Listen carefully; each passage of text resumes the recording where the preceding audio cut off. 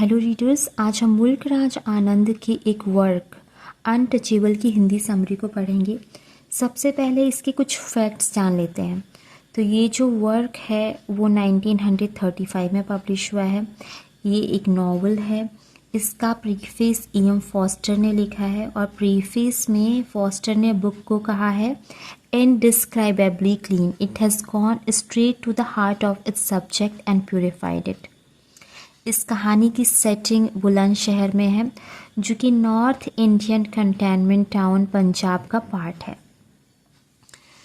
तो ये जो पूरी कहानी है वो एक स्वीपर बॉय बाखा से रिलेटेड है और उसके एक दिन के एक्सपीरियंस को बताता है। एक दिन में वो कैसे टूट जाता है और कितना लो फील करता है, वो हम इस कहानी अनटचेबल में पढ़ेंगे। तो सबसे पहले बाखा को और उसके आसपास के लोगों को समझ लेते हैं। कैरेक्टर्स को जानना बहुत ज़रूरी है। तो बाखा 18 साल का एक लड़का है। इसके फादर का नाम है लाखा, इसकी बहन का नाम है सोहिनी और इसका एक और भाई है जो कि छोटा है, जिसका नाम है राखा।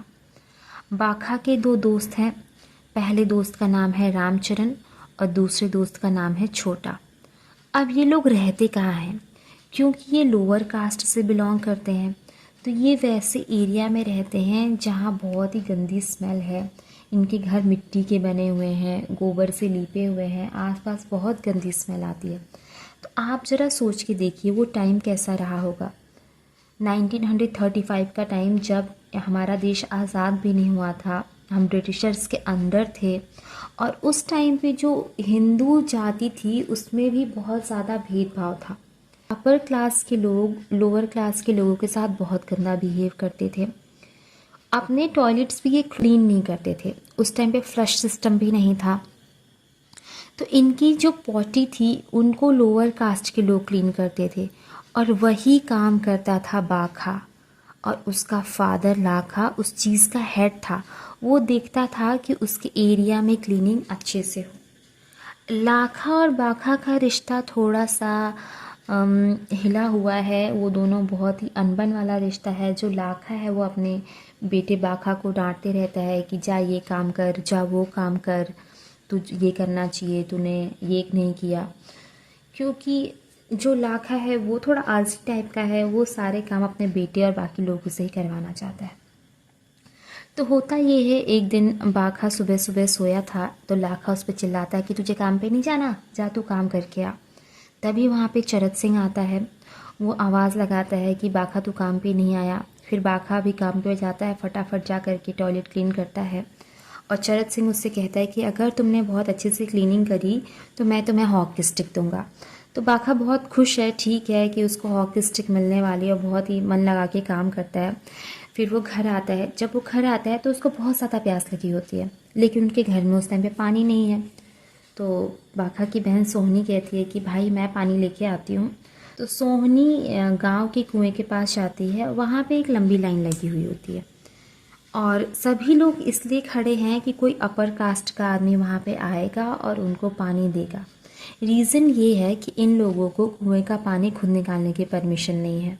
अगर ये लोगों ने कुआं छुआ तो कुआं भी अछूत हो जाएगा, पानी अपवित्र हो जाएगा। तो सभी लोग लाइन लगा के खड़े हैं। तो इस लाइन में एक धोबन गुलाबो खड़ी है, जिसके बिहेवियर से ऐसा लगता है कि वो सोहिनी से थोड़ा जेलस है। तभी जब वो इंतज़ार कर रहे होते हैं तो वहाँ पे एंट्री होती है पंडित कालीनाथ की, जो गांव के मंदिर की देखरेख करते हैं, वहाँ पूजा करते हैं। तो वो लाइन में खड़ी सोहिनी को देखते हैं। सोहिनी की ब्यूटी से और उसके शांत स्वभाव से बहुत ज़्यादा इम्प्रेस हो जाते हैं। तो सब लोग ये होप करते हैं कि पंडित कालीनाथ अब सबको पानी देंगे। तो पंडित कालीनाथ सोहनी को पानी देते हैं और उससे प्रॉमिस लेते हैं कि देखो सोहनी, मैं तुम्हें पानी दे रहा हूँ, पर इसके बदले में तुम्हें मेरे मंदिर का कोर्टयार्ड क्लीन करना पड़ेगा। सोहनी कहती है ठीक है, और वो पानी लेकर के घर चले आ जाती है और पंडित कालीनाथ अपने मंदिर चले जाते हैं। अब चलते हैं बाखा की तरफ। तो बाखा वापस से अपने काम वाम पे निकल चुका है, काम वाम कर लेता है। इसके बाद से वो थोड़ा बीड़ी उसको पीने का शौक़ है, उसको अंग्रेज़ों जैसे कपड़े स्टाइल करने का भी शौक़ है। तभी उससे एक अपर कास्ट का आदमी टकरा जाता है। गलती उस अपर कास्ट वाले आदमी की होती है, लेकिन उल्टा वो बाखा को मार देता है। बाखा को ये बिहेवियर बहुत अजीब लगता है कि गलती तो मेरी थी नहीं, फिर भी इसने मुझे क्यों मारा। ये बात उसके दिल पे लग जाती है। तो अभी बाखा बहुत दुखी है, वो मंदिर में जाता है। मंदिर के अंदर जाने की तो उनको परमिशन नहीं है। तभी वहाँ पे से सोहनी रोते हुए आती है कि वो कहती है कि पंडित जी भी चिल्लाते रहते हैं कि सोहनी मुझे टच करी थी, लेकिन सोहनी अपने भाई बाखा को बताती है कि मैंने कुछ नहीं किया है, ये पंडित जी ने मुझे बुरे तरीके से टच किया है। यानी ये पंडित कालीनाथ सोहनी को मोलेस्ट करने की कोशिश करता है और उल्टा सोहिनी पे ही इल्ज़ाम लगा देता है। तो बाखा सोहिनी से कहता है तुम घर जाओ। तो ये सेकेंड इंसिडेंट है जो बाखा को बहुत हर्ट करती है। बाखा अब अपनी बहन से कहता है कि ठीक है तुम जाओ, मैं तुम्हारे बदले मैं खाना लेके आऊँगा। अब ये था कि ये लोग खाना मांग मांग के लाते थे लोगों से, तो बाखा जाता है खाना मांगने के लिए। तो थर्ड इंसिडेंट ये हो जाता है कि उसको जब वो खाना मांग रहा होता है तो एक औरत कहती है कि ठीक है, तो मेरे पहले आसपास की क्लीनिंग कर, उसके बाद से मैं तुझे रोटी दूंगी। तो वो क्लीन व्लीन करता है और उसको वो फेंक करके रोटी देती है, कोई रिस्पेक्ट से रोटी भी नहीं देती है।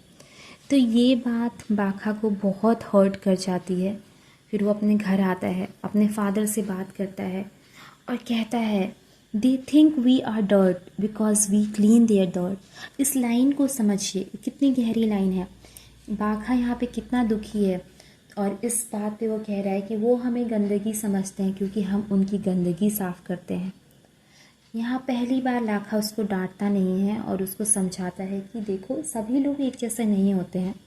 बचपन में जब तुम बीमार थे तो एक अपर कास्ट के डॉक्टर ने तुम्हारी जान बचाई थी, लेकिन ये बात भी बाखा के मन को शांत नहीं कर पाई है।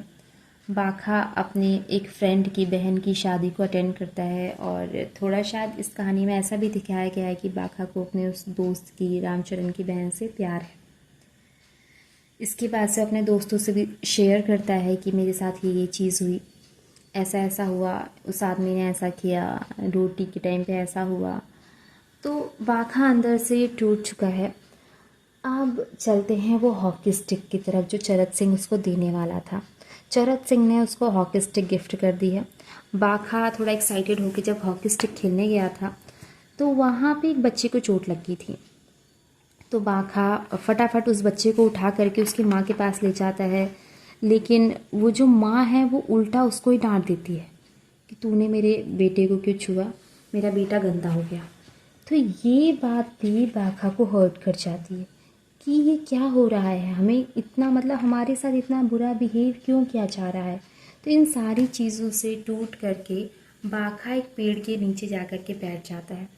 तभी वहाँ पे कर्नल हचिंसन आते हैं और कर्नल हचिंसन उससे कहते हैं कि देखो तुम क्रिश्चियनिटी में फेथ रखो। अब देखा जाए तो ये मतलब क्रिश्चियनिटी को फॉलो करते हैं, वो क्रिश्चियन हैं और वो बाखा को क्रिश्चियन बनने की सलाह देते हैं। उस टाइम पे बाखा थोड़ा एग्री भी कर जाता है कि हाँ ठीक है मैं क्रिश्चियन बनूंगा, लेकिन बाद में वो इस चीज़ को रियलाइज़ करता है कि यहाँ भी काले गोरे का भेदभाव है, यहाँ भी बहुत ज़्यादा भेदभाव है। फिर वो वहाँ से वापस आ जाता, वो क्रिश्चियनिटी को नहीं अपनाता। फिर चर्च के बाद से वो रेलवे स्टेशन पे जाता है और वहाँ पे उसको पता चलता है कि महात्मा गांधी आने वाले हैं। अब ये वो टाइम है जब महात्मा गांधी का बहुत ज़्यादा क्रेज़ था। वो एक सेलिब्रिटी टाइप के थे, लोग उनकी बातों को सुनने के लिए इकट्ठा होते थे, उनकी बातों को समझते थे। तो बाखा भी डिसाइड करता है कि वो महात्मा गांधी की बात को सुनेगा। तो महात्मा गांधी स्पीच देते हैं। स्पीच में वो कहते हैं कि सभी लोग एक समान हैं, ऑल आर इक्वल। जब ये बात सुनता है तो वो बहुत खुश फील करता है कि इतने बड़े आदमी महात्मा गांधी वो ऐसी बात कह रहे हैं कि सभी लोग एक समान हैं, वो हमको और अपर क्लास वालों को अलग नहीं करते हैं। अब स्पीच के बाद का इफ़ेक्ट देखिए। स्पीच ख़त्म हो गई, महात्मा गांधी चले गए। बाखा तभी दो लोगों की बात सुनती है, उनमें से एक आदमी लॉयर है और दूसरा पोएट है। तो जो लॉयर है वो महात्मा गांधी की बातों को बड़ा बेतुका कह रहा है कि ये जो महात्मा गांधी ने कहा कि सभी लोग एक समान हैं, कभी हो सकता है क्या? क्या सभी लोग एक समान हो सकते हैं? मुझे तो नहीं लगता कि कभी भी वो टाइम आएगा कि सब लोग एक बराबर होंगे, सभी इंडियंस एक समान होंगे। लेकिन जो पोएट है वो कहता है कि हाँ, लेकिन मुझे ऐसा लगता है कि थोड़ा बदलाव तो आने वाला है, क्योंकि मैंने सुना है अब जो छोटी जात है उनको वो टॉयलेट क्लीन नहीं करना पड़ेगा। रीज़न ये है कि मैंने सुना है कि अब फ्लश सिस्टम आने वाला है और फ्लश सिस्टम से वो वॉशरूम खुद ही क्लीन हो जाया करेंगे, तो इनको ये मैला उठा करके क्लीन नहीं करना पड़ेगा। ये सुन कर के बाघा बहुत ज़्यादा खुश होता है और फटाफट वो अपने घर की तरफ चल देता है कि मैं जा कर के अपने फैमिली को बताता हूँ। तो इस उम्मीद के साथ ये जो नावल है अनटचेबल, इसकी हिंदी समरी यहाँ पे ख़त्म होती है। मैंने अपने वर्ड में आपको अच्छे से एक्सप्लेन करने की कोशिश करी। आई होप आपको ये वीडियो अच्छी लगी होगी। तो मिलते हैं नेक्स्ट वीडियो में। ऐसे ही वीडियोस को देखने के लिए चैनल को सब्सक्राइब करें। Thanks for watching.